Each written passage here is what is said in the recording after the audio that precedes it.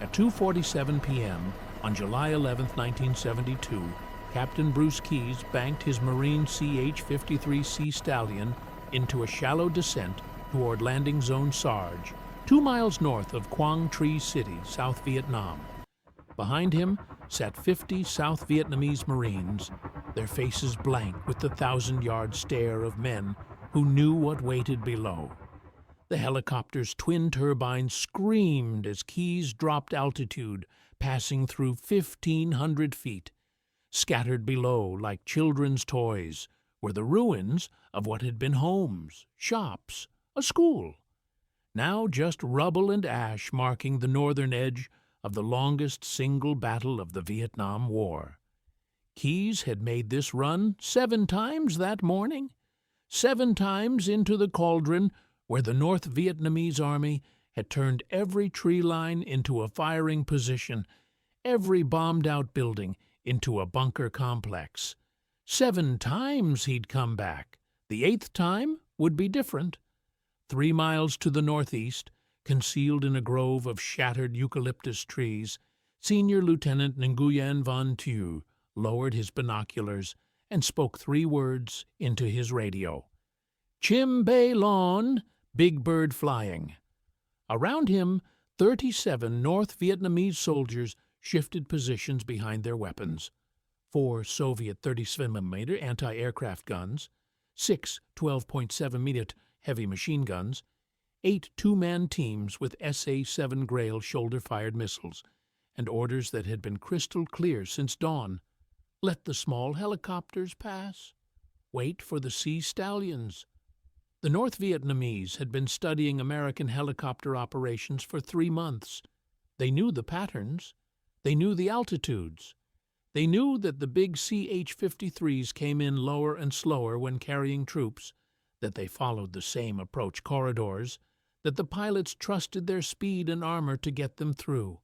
They knew that American doctrine said to vary routes and altitudes, but that American reality meant pilots flew the paths they knew, the paths that had worked yesterday and the day before. Thieu's unit had been positioned here for 6 days, living in spider holes and tunnels, emerging only at night to adjust firing positions and sight in their weapons. They had not fired a shot. They had watched 11 American helicopters pass overhead. They had watched medevac birds with the Red Cross painted on their bellies, hovering at low altitude to extract wounded. They had not taken the bait. They were waiting for the troop carriers, for the CH-53s and the CH-44s that were the lifeline of the South Vietnamese counteroffensive, for the big birds that came in strings of 3 or 4, laden with troops and ammunition, committed to their approach path, unable to maneuver quickly with full loads.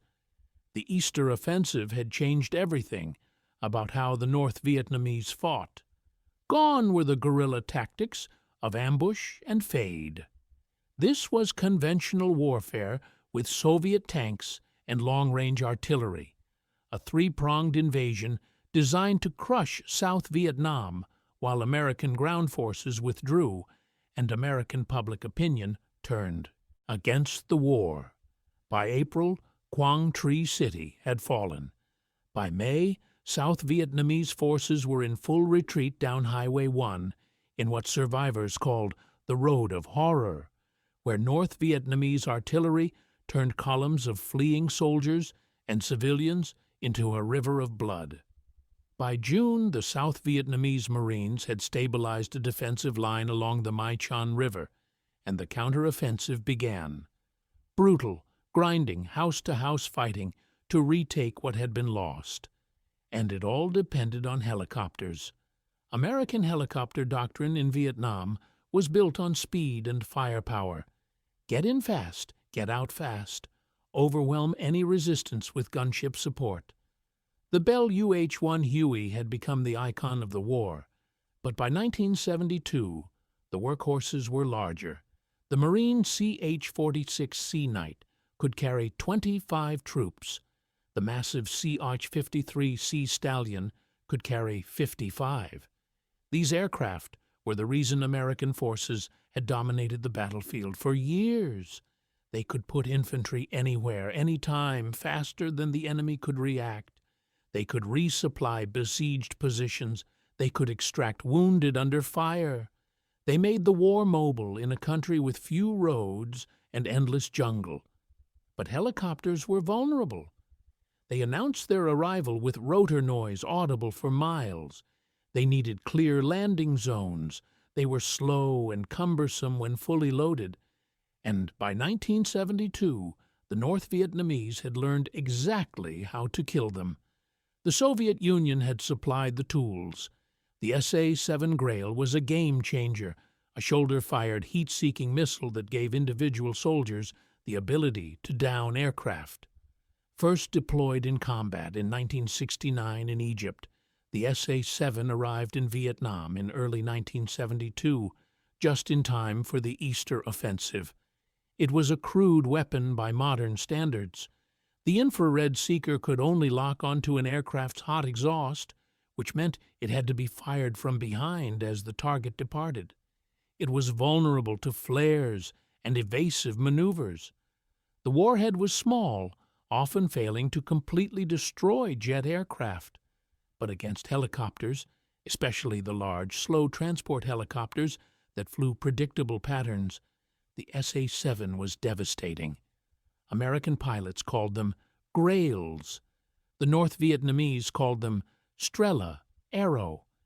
Intelligence reports in May 1972 confirmed their presence when an O-2A observation plane was shot down near Quang Tri. Then the helicopters started falling.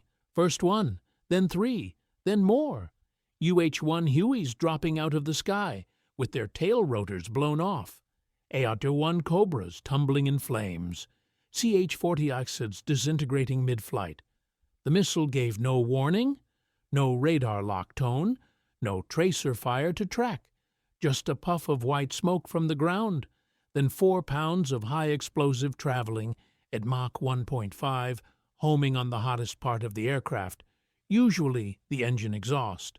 But the SA-7 was only one part of a layered defense system the North Vietnamese had perfected. The real danger was what pilots called the flack trap. A flack trap was psychological warfare wrapped in tactical brilliance. The concept was simple. Use American rescue doctrine against itself. The United States military had an unprecedented commitment to recovering downed pilots and air crews. Leave no man behind? It was a powerful tool for morale, knowing that if you went down, the entire might of American air power would move heaven and earth to bring you home. The North Vietnamese understood this. They understood that Americans would risk multiple aircraft to save one crew. So they created killing zones designed not to prevent helicopters from entering, but to ensure that when one went down, others would follow. The setup required discipline and patience. Position anti-aircraft weapons in concentric rings around likely helicopter routes. Light weapons close in, heavy weapons at medium range, missiles at distance. Camouflage everything. Wait for the first helicopter. Shoot it down. Then wait for the rescue attempt. Hit the rescue birds with everything. And when more came, because more always came, you had fresh targets flying into a predetermined kill zone where every gun had been pre-sighted and every gunner knew his sector of fire. Senior Lieutenant Thieu had built his trap over 6 days. His unit was attached to the 66th Regiment of the North Vietnamese Army, which was dug in around the northern approaches to Quang Tri. The South Vietnamese were pushing north, trying to retake the city. The Americans were flying constant helicopter missions in support, bringing in fresh troops, pulling out wounded, resupplying units that were running low on ammunition. The flight paths were predictable. Helicopters followed the coast to avoid the heaviest concentrations of anti-aircraft fire inland, then turned inland at the last moment to reach landing zones near the front line. Thieu's orders were specific: destroy the transport helicopters. The gunships were secondary targets. The observation helicopters were bait. But the big transports, the CH-53s and CH-46s, those were the mission. Without them, the South Vietnamese counteroffensive would stall. They couldn't move troops fast enough overland. They couldn't sustain the advance without aerial resupply. Kill the transports, and you killed the offensive. The position Thieu selected was a grove of eucalyptus trees that had been shattered by B-52 strikes 2 months earlier. The trees were skeletal, branches blown off, but the trunks still stood, and the root systems had created natural depressions in the earth where gun positions could be dug. From the air, it looked like any other piece of blasted terrain in a landscape that had been bombed so thoroughly that vegetation struggled to grow. But from the ground, it offered clear sight lines to the approach corridor helicopters used when coming from the south, and it was deep enough that Thieu's guns wouldn't be spotted until aircraft were already committed to their approach. He positioned his 4 37mm guns in a diamond pattern, 200 meters apart, each gun dug into a revetment and camouflaged with torn pieces of camouflage netting and dead branches. The 30 Flash was the workhorse of North Vietnamese anti-aircraft defense. Introduced in 1938 as the Soviet M38-39, it was an old weapon, but reliable and deadly. It fired high explosive shells at a rate of 80 rounds per minute, with an effective range of 3,000 meters. Against helicopters flying at typical assault altitudes of 1,000 to 1,500 feet, it was brutally effective. A single hit could disable an engine. 2 or 3 could bring down even the heavily armored Sea Stallion. The 12.7mm heavy machine guns were positioned in pairs between the 37mm guns, creating overlapping fields of fire. These were the DSHK machine guns, affectionately called Dishka by the North Vietnamese, capable of firing 500 rounds per minute out to 2,000 meters. They were less likely than the 37mm to score a kill shot on a large helicopter, but they were faster, more flexible, and excellent at filling the sky with lead. Tracers every 5th round meant the gunners could walk their fire onto target. Against a helicopter moving at 100 miles per hour, that meant you had about 15 seconds from when it entered your engagement zone until it exited. 15 seconds to pump as much metal as possible into the target. The SA-7 teams were positioned in pairs on the flanks, hidden in spider holes with only the launcher tube exposed. Their job was to target any helicopter that tried to evade the initial barrage. If a pilot pulled up and tried to climb out of the gun envelope, the missiles would track his exhaust as he clawed for altitude. If he dove for the deck, the low-altitude teams would engage. The SA-7 had a minimum engagement altitude of about 50 meters, which gave pilots very little room to evade at low level. Thieu had drilled his gunners relentlessly.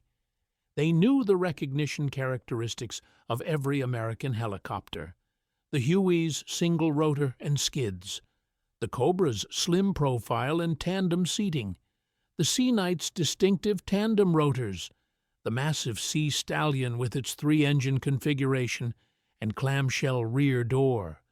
They could identify them by sound alone. The Huey's distinctive whop, whop, whop, the deeper thrum of the Sea Stallion, the higher pitch of the smaller observation helicopters. They had practiced engagement drills, gun crews swinging their weapons from resting position to firing position in under 3 seconds, loaders ramming clips into receivers, spotters calling out ranges and bearings, SA-7 teams prepping their missiles, attaching battery units, uncapping seekers, waiting for target acquisition tone. Every man knew his job. Every man knew that when the order came, there would be no second chances. American helicopters didn't loiter. You had one pass to kill them, or they'd be gone. For 6 days they had waited. They had endured B-52 strikes that bracketed their position but never hit it directly. They had watched American observation planes circle overhead, trying to spot them. They had stayed hidden. They had not moved in daylight. They had rationed water and eaten cold rice. They had lived like rats in holes in the ground, and they had watched helicopters pass overhead, tempting targets, knowing that firing would give away their position and bring down hell from above before they could spring the trap properly.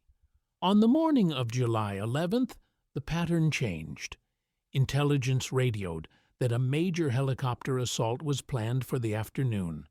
South Vietnamese Marines would be inserted at multiple landing zones north of Quang Tri. The helicopters would come in waves. First, the gunships to suppress any ground fire, then the transports with troops, then more gunships for cover as the transports extracted. It was a standard air assault package. Thieu's unit would get one opportunity, maybe two, before American doctrine kicked in, and the flight commanders either shifted to different approach corridors or called in airstrikes to sanitize the area. Thieu briefed his gunners at 1 p.m.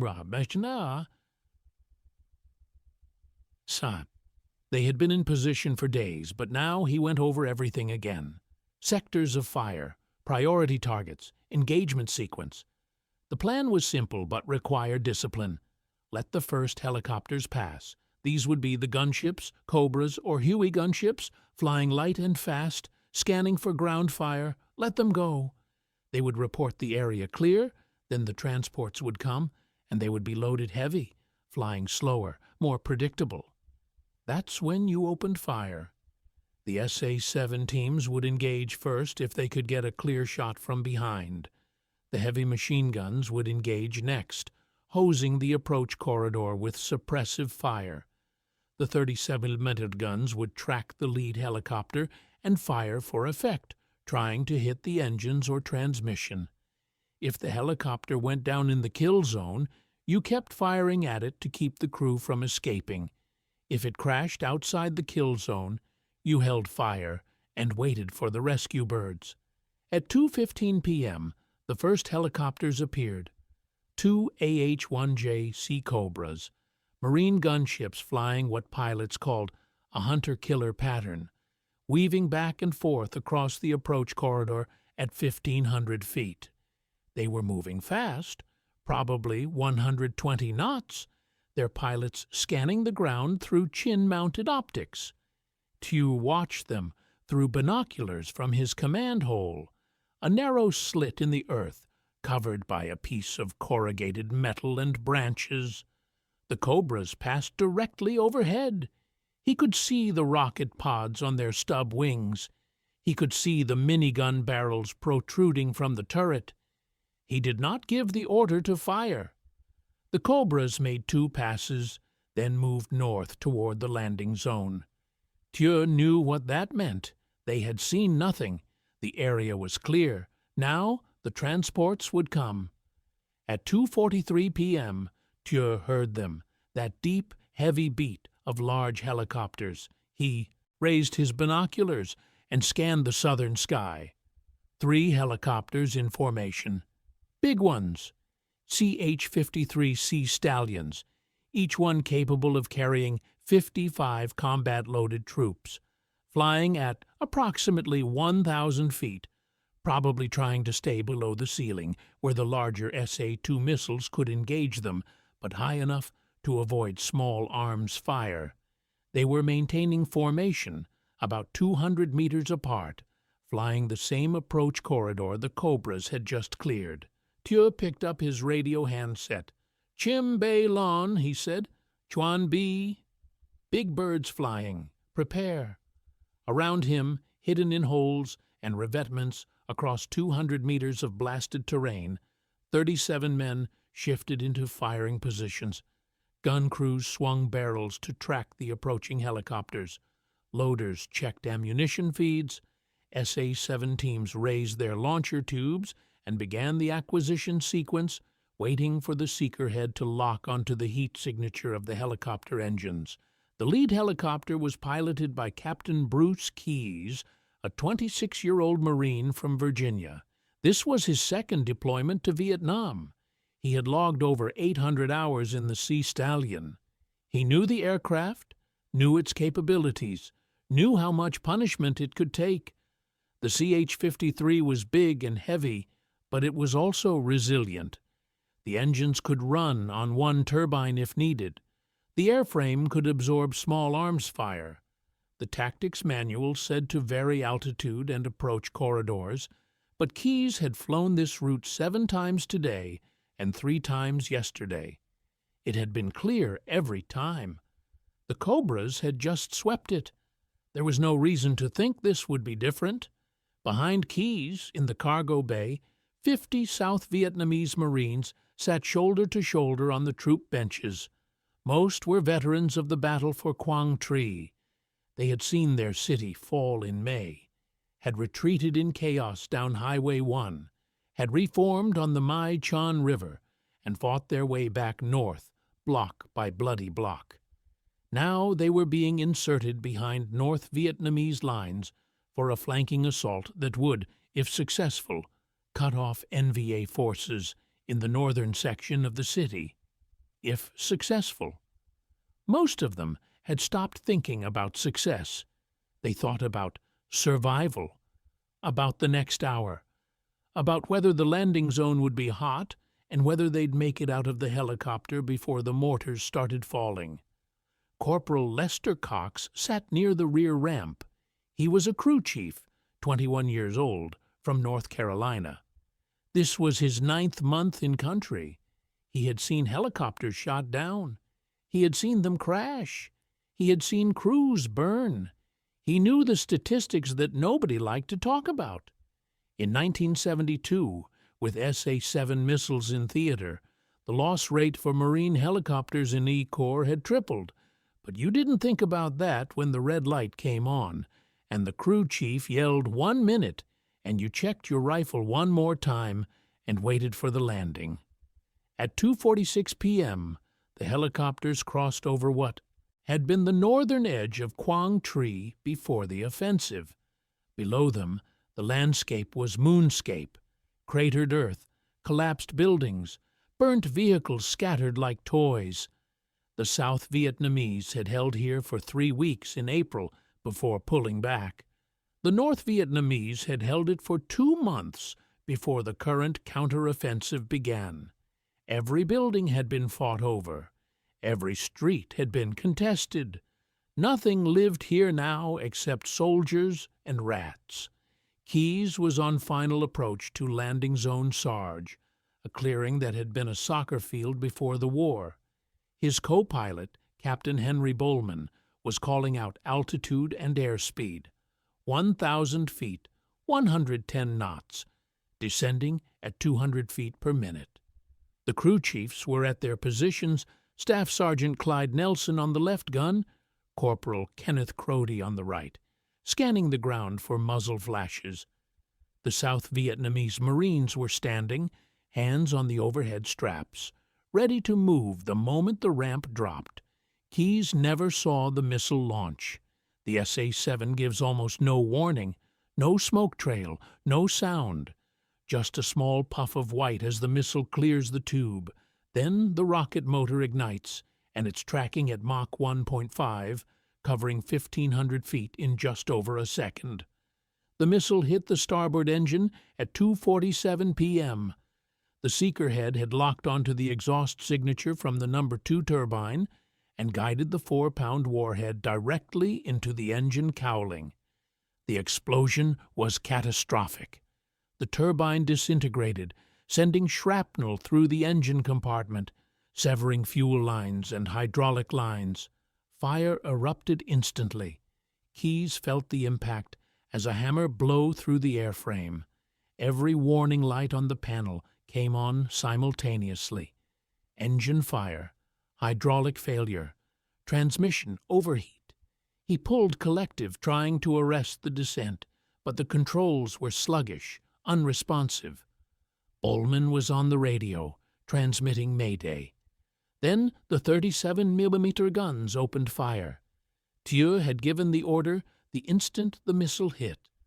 The lead helicopter was trailing smoke and fire, already in trouble, but he wanted it destroyed, not just damaged. The 4 37mm guns fired in sequence, tracking the helicopter as it began an uncontrolled descent. Each gun was firing high explosive rounds at 80 rounds per minute. The sound was deafening, a rapid hammering that echoed across the landscape. The gunners were good. They walked their fire into the target, bracketing the helicopter, then hitting it. One round punched through the tail boom.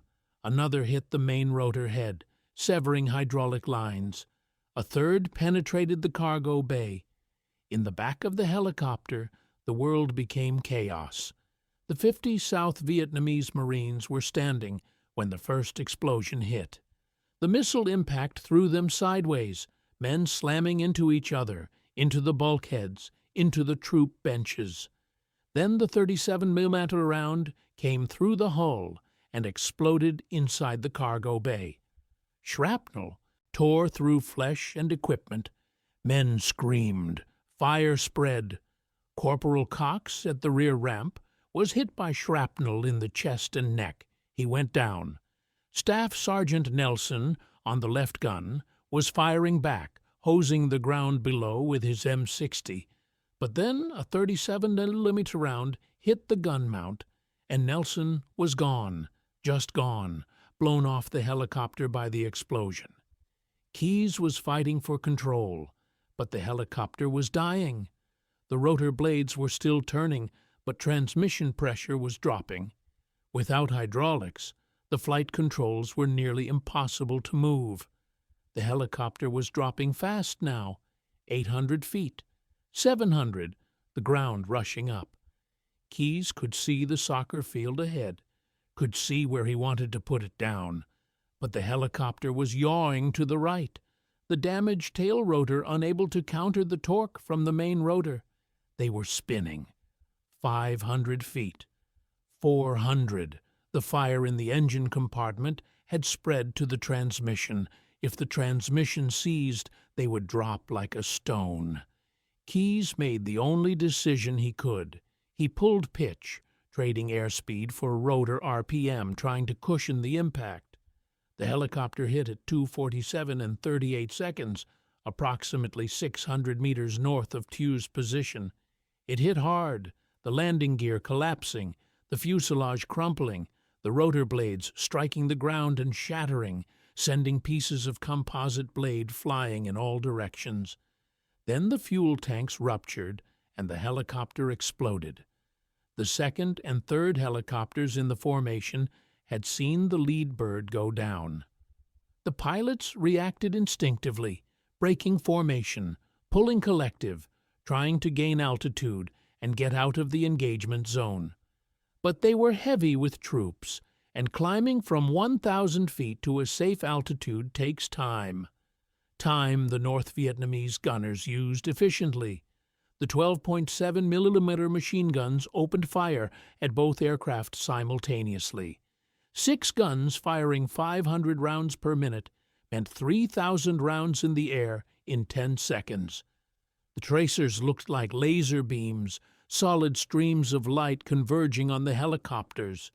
The gunners aimed for the engine compartments, the transmission, the cockpit. They hit all 3. The second helicopter, piloted by Lieutenant Michael Davis, took multiple hits in the port engine. The engine didn't explode, but it failed, turbine disintegrating, oil pressure dropping to 0.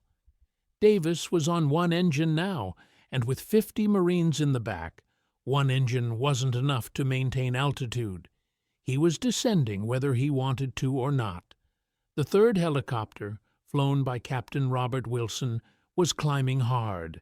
Engine at maximum power, but the machine gun fire was relentless. Rounds punched through the thin aluminum skin of the airframe, through the cargo bay, through the cockpit. Wilson took a round through the left shoulder. His co-pilot, Lieutenant James Martinez, took over control, still climbing, now at 1,200 feet, almost. Clear.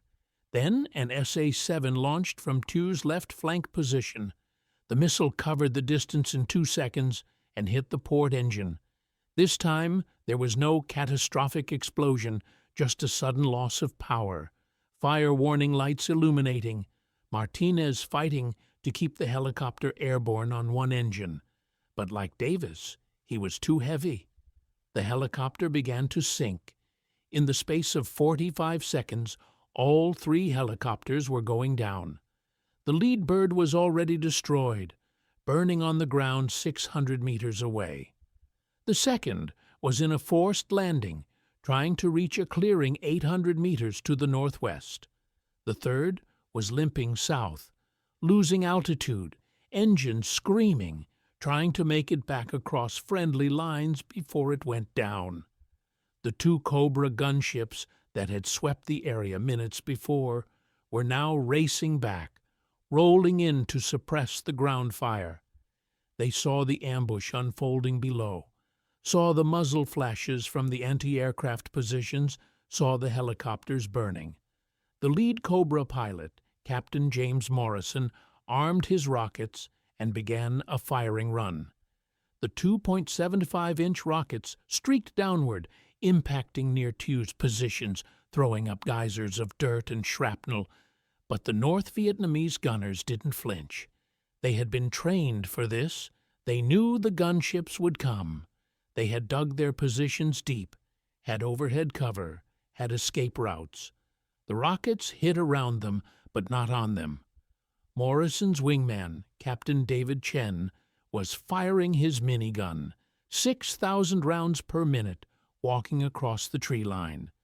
But at 1,500 feet, even with optics, it was hard to see exactly where the guns were positioned. The camouflage was too good. You could see the muzzle flashes, but by the time you aimed at them, the gunners had shifted position or ducked under cover. On the ground, Lieutenant Davis was trying to put his crippled helicopter down. He had maybe 30 seconds before the remaining engine seized or the transmission failed.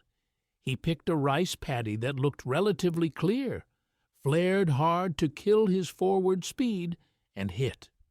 The helicopter bounced once, tilted, then settled into the mud at an angle.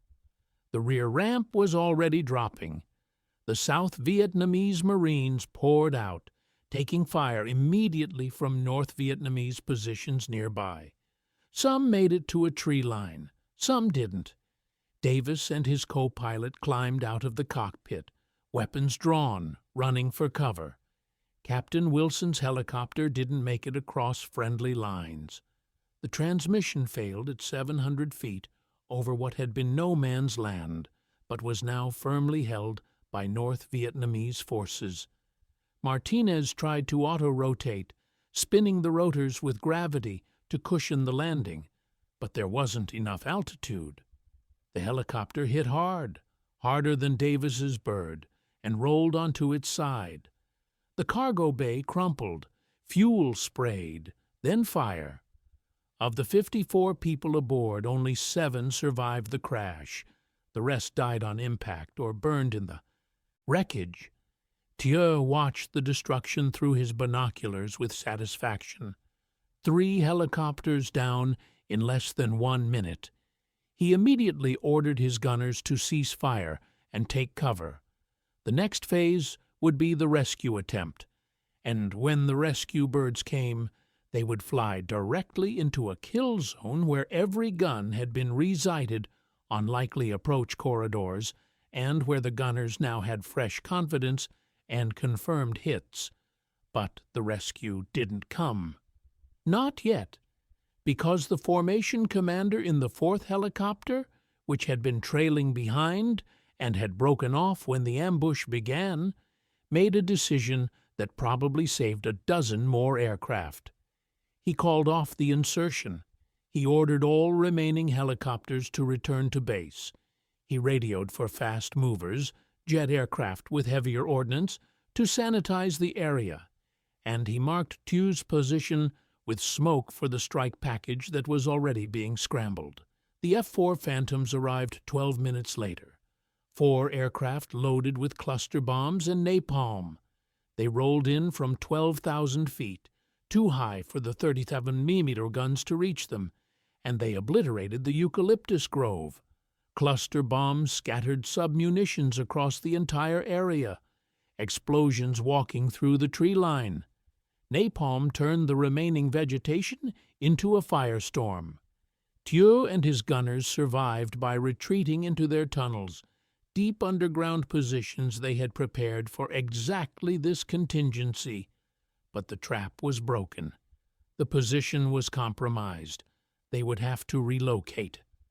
The final toll: 3 CH-53 helicopters destroyed, 51 crew and passengers killed, 7 wounded, one of the deadliest single helicopter ambush incidents of the Vietnam War. Captain Bruce Keyes died in the crash of the lead helicopter, along with Captain Henry Bowman and 43 South Vietnamese Marines.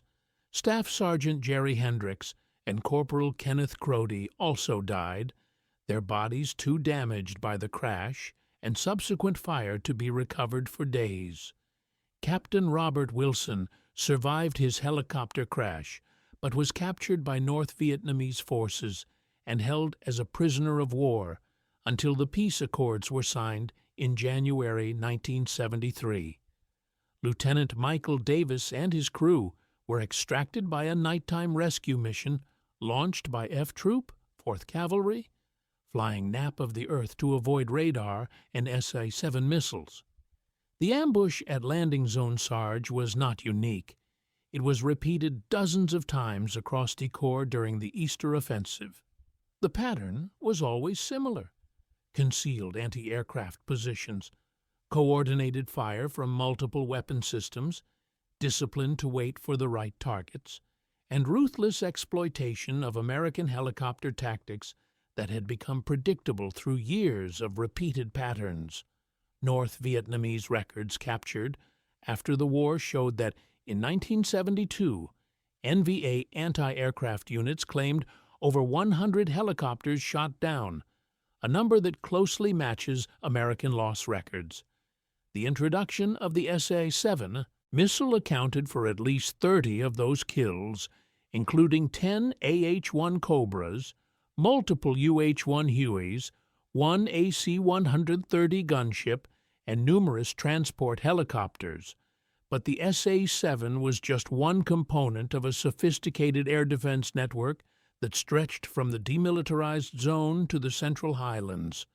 The North Vietnamese had studied American helicopter operations meticulously. They understood the doctrinal patterns. Helicopters typically flew at 1,000 to 1,500 feet to avoid small arms fire, but stay below SA-2 missile ceilings.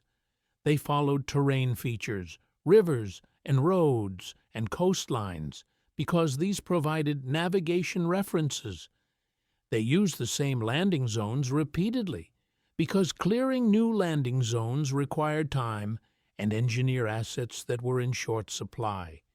They flew in formations because doctrine said mutual support improved survival, but formations also meant that if one helicopter went down, others were nearby and vulnerable. The North Vietnamese exploited every one of these patterns.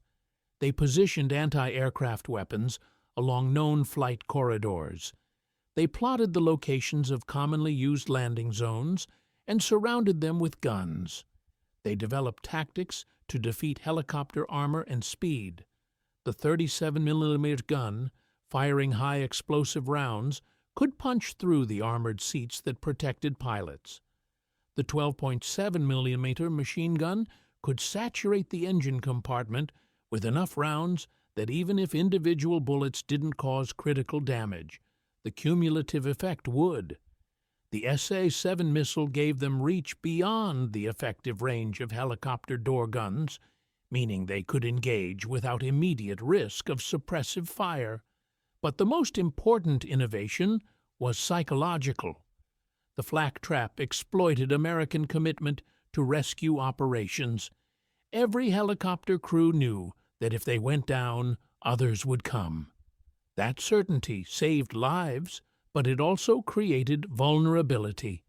The North Vietnamese turned rescue operations into ambushes, using downed helicopters as bait to draw in follow-on aircraft.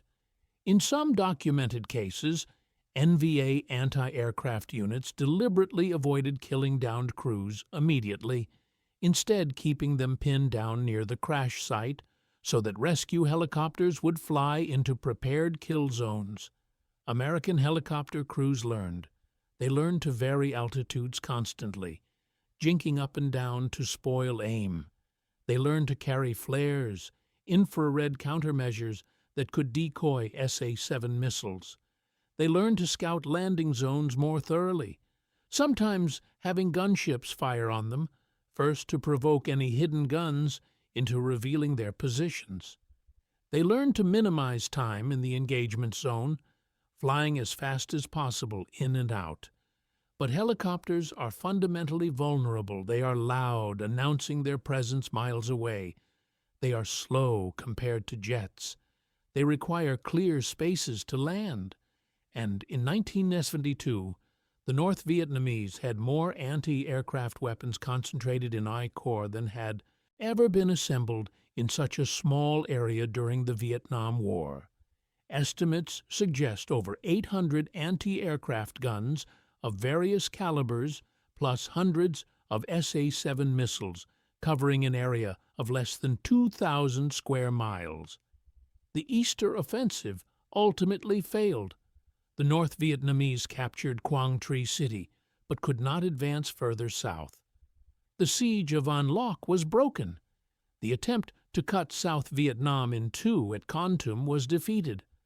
American air power played the decisive role. B-52 strikes and tactical airstrikes, inflicting horrific casualties on exposed NVA formations. But the offensive achieved strategic objectives nonetheless. It demonstrated that South Vietnamese forces could not hold without massive American air support. It bled ARVN units that would never fully recover. And it showed that even with American technology and firepower, the North Vietnamese could inflict casualties that made victory increasingly untenable for a war-weary American public. The helicopter losses of 1972 rarely made headlines back home. They were overshadowed by peace negotiations in Paris, by the Watergate scandal, by the presidential election. But for the men who flew those missions, the losses were stark and immediate. Crews that had flown together for months were gone in seconds. Pilots who had survived hundreds of missions were shot down on routine insertions. Aircraft that were supposed to be invulnerable proved to be anything but. Senior Lieutenant Nguyen Van Thieu and his anti-aircraft unit relocated after the ambush at Landing Zone Sarge. They moved south and west, following the retreating NVA forces as the South Vietnamese slowly retook Quang Tri Province. They conducted 5 more ambushes before the end of August, claiming 2 more helicopters destroyed and 3 damaged. In September, Thieu's unit was rotated back north for rest and refit. He survived the war and, after reunification in 1975, became an instructor at an anti-aircraft warfare school, teaching new gunners the tactics he had developed fighting American helicopters. Captain Michael Davis and Lieutenant James Martinez both returned to the United States in 1973. Davis left the Marines and became a commercial pilot. Martinez stayed in and eventually retired as a colonel. Neither spoke much about July 11, 1972. When asked, they would say they did their job and came home, which was more than many could say. The families of the 51 men who died in the ambush received telegrams and folded flags. Most would never know the details of how their sons and husbands and brothers died.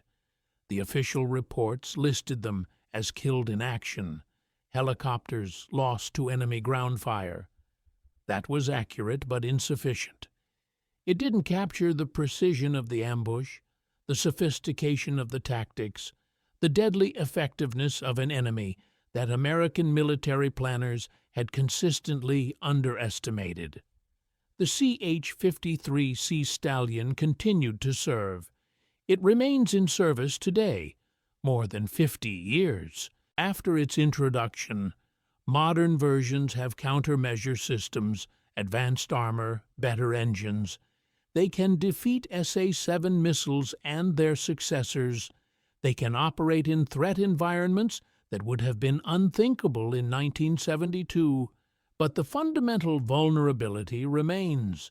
Helicopters are still loud and slow and require clear spaces to land, and there are still gunners on the ground who know how to bring them down. The lessons from 1972 are still taught at military schools. Don't establish patterns. Vary your routes and altitudes. Don't underestimate your enemy's ability to adapt. Don't assume that superior technology guarantees victory.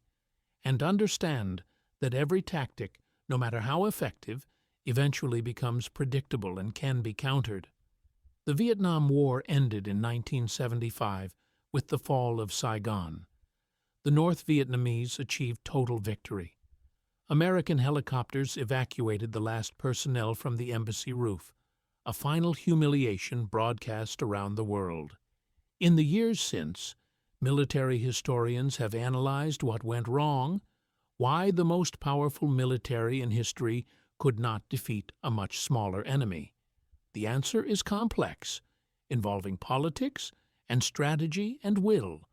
But part of the answer is visible in the ruins of that eucalyptus grove north of Quang Tri, in the wreckage of 3 helicopters, in the calculated patience of Lieutenant Thieu and his gunners, in the understanding that wars are not won by technology alone, but by soldiers who know the terrain, who learn the enemy's patterns, who wait for the right moment and execute with precision. The SA-7 Grail missile that changed helicopter warfare in 1972 is obsolete now, replaced by far more sophisticated systems. But its descendants are everywhere, in the hands of military forces and insurgent groups around the world. The tactic of the flack trap is still studied, still employed. The vulnerability of helicopters to coordinated ground fire remains a fundamental challenge for military planners. And somewhere in a military archive in Hanoi, there is probably a report filed by Senior Lieutenant Nguyen Van Thieu, describing in technical detail how his unit destroyed 3 American helicopters in 45 seconds on the afternoon of July 11, 1972. The report would list the weapons used, the ammunition expended, the timing of the engagement. It would be clinical and precise, because that's how military reports are written. What it wouldn't capture is the sound of those helicopters as they fell from the sky. The screams of the men inside, the roar of the fires, the smoke that rose above Quang Tri City and could be seen for miles, the rescue birds that turned back because the risk was too great, the families that would receive telegrams saying their sons had died in service to their country, the tactical brilliance of an enemy that had learned through years of bitter experience exactly how to kill the machines that represented American military superiority. That's the story of Landing Zone Sarge, not a story of American failure or North Vietnamese triumph, but a story of war in its purest form. Soldiers on both sides doing their jobs, using their weapons, following their orders, some going home, some not. And in the space between those outcomes, the infinite complexity and horror of combat, where technology and tactics and courage and chance intersect in ways that cannot be predicted and can barely be understood even afterward. The helicopters are gone now, scrapped or destroyed or sitting in museums. The gunners who shot them down are old men, if they're still alive. The battlefield is farmland again, rice paddies and villages. The craters filled in, the bunkers collapsed, the fortifications overgrown. You would have to look hard to find evidence that any of it happened. But it did happen. On July 11th, 1972, at 2:47 in the afternoon, when Captain Bruce Keyes brought his CH-53 into what he thought was a clear landing zone, and discovered too late that the North Vietnamese had been waiting 6 days for exactly this moment. When 37 gunners opened fire simultaneously and 3 helicopters fell from the sky, when the promise that American technology would win the war died alongside 51 men in a burning helicopter in a soccer field north of Quang Tri. That's how innovation happens in war. Not in laboratories or on test ranges, but in the field, where soldiers adapt or die. The North Vietnamese adapted. They learned American patterns and developed counters. They took what they had, old Soviet anti-aircraft guns and new shoulder-fired missiles, and integrated them into a layered defense system that could defeat helicopters. They exercised patience and discipline. They waited for the right targets. And on that July afternoon, they executed perfectly. The Americans adapted too, but slower, at the cost of lives and aircraft.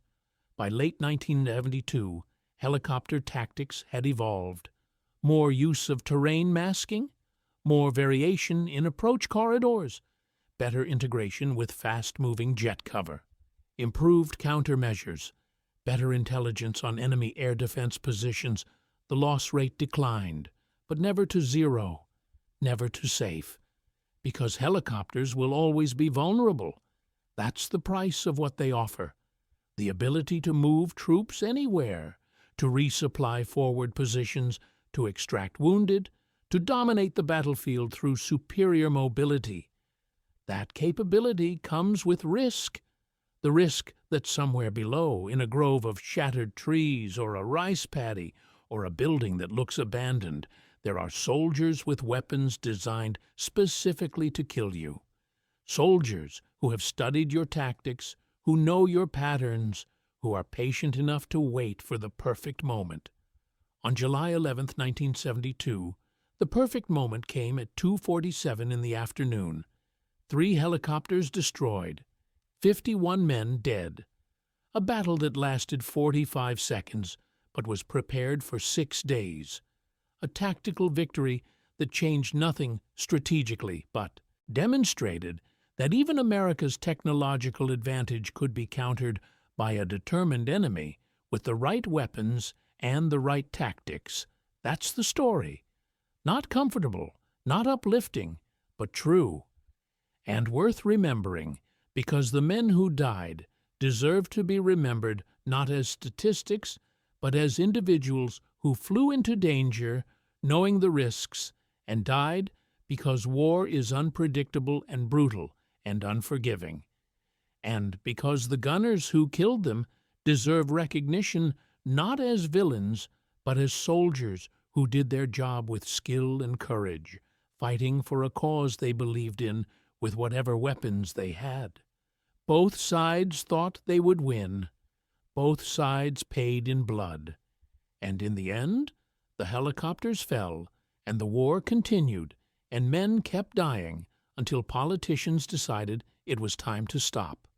That's always how it ends, not with clarity or justice or victory, just with a decision that enough is enough, that the cost has become unbearable, that it's time to go home. For Captain Bruce Keyes and the 50 others who died on July 11, 1972, home never came. They stayed in Vietnam, buried in that battlefield, their names on a memorial wall in Washington, D.C. For Senior Lieutenant Nguyen Van Thieu, home was where the war was fought, in the country he defended with old Soviet guns against the most powerful military the world had ever seen. He won, technically. Vietnam was reunified under communist rule, but what he won was a devastated country, millions dead, an economy shattered, a generation lost. Both sides lost. That's the real lesson of Landing Zone Sarge. Not that tactics matter, or that adaptation is crucial, or that technology isn't enough. Those are all true, but they're tactical truths. The strategic truth is simpler and darker. War destroys. It destroys the losers, and it damages the winners. It kills the combatants, and it scars the survivors. And the brilliant tactics that won battles on July afternoons in 1972 could not prevent the larger tragedy of which they were part.